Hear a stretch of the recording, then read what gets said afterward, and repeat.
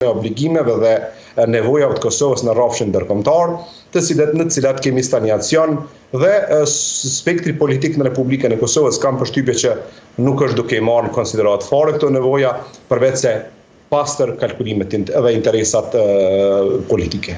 Megjithatë, duke qëndruar ndoshta tek opsioni i aleancave, duket si një anije që tashmë e ka lënë portin e saj dhe jemi në një situatë ku Ngërçi nuk ka asnjë rrugdalje, por ajo duket sikur të gjithë kanë rënë dakord që ta çojnë vendin sërish në zgjedhje të reja me këtë lloj skenari politik që po luhet në kuvend. Zgjedhjet si zgjidhje janë të mundshme në çdo situatë. Mirë, po konstelacioni aktual i situatave nuk lejon as procesin zgjedhor. Për arsye se duhet zgjidhet kryetari i kuvendi ta shkarkojë veten e tij dhe të caktohet data me kompromis nga gjitha subjektet politike, duke përfshirë edhe takimet me presidentin dhe vendosja e datës së zgjedhjeve. Pra subjektet politike veç e veç nuk mund të vendosin datë për zgjedhjet. Në situatën aktuale edhe ky shpjegimi se mund shkojmë zgjedhje, se kemi datat e ngjashme, edhe kjo është për konsum politik, po pa ndihmesë në situatën aktuale. Situata aktuale kërkon që të zgjedhet kryetari i kuvendit, nëse nuk ka mundësi që të ecë drejt zgjedhjes së qeverisë, atëherë gjithsesi që zgjedhjet janë të mundshme. Aktualisht kam përshtypjen që të gjitha subjektet politike, duke pa edhe pozicionin aktual, po dhe sfida që presin Kosovën rrafshin ndërkombëtar, sikur po e bëjnë me qëllim këtë zhagitje, me i thonë ashtu, të këtij procesi, pa i dhënë kohë dhe një përmbyllje. Pra po flas për të gjitha subjektet politike dhe të gjitha aktorët.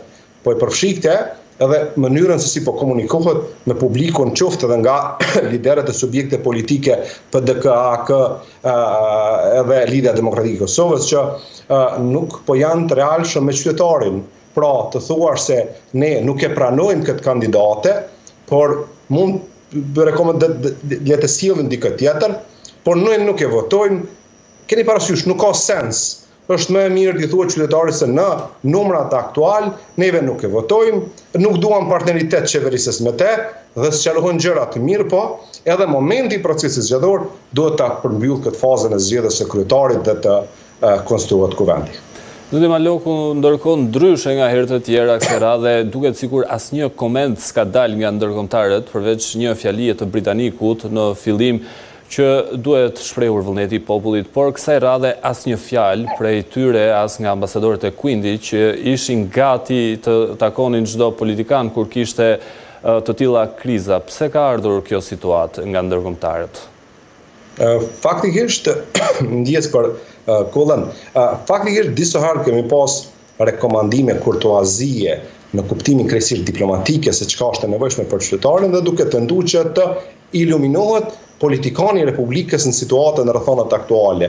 Në atë se çfarë është e mirë për Republikën, përqendrojuni tek ajo çka është e nevojshme për qytetarin, e mirë për Republikën, gjithsesi edhe për përmbylljen e një procesi që ka qenë jashtëzakonisht i suksesshëm, për arsye se qytetarët me nënë shkurt të vitit rrjedhës treguan kulturë të lartë politike, duke i thonë edhe politikanëve, duke u treguar hapur, duke i dhënë imazhin më të real.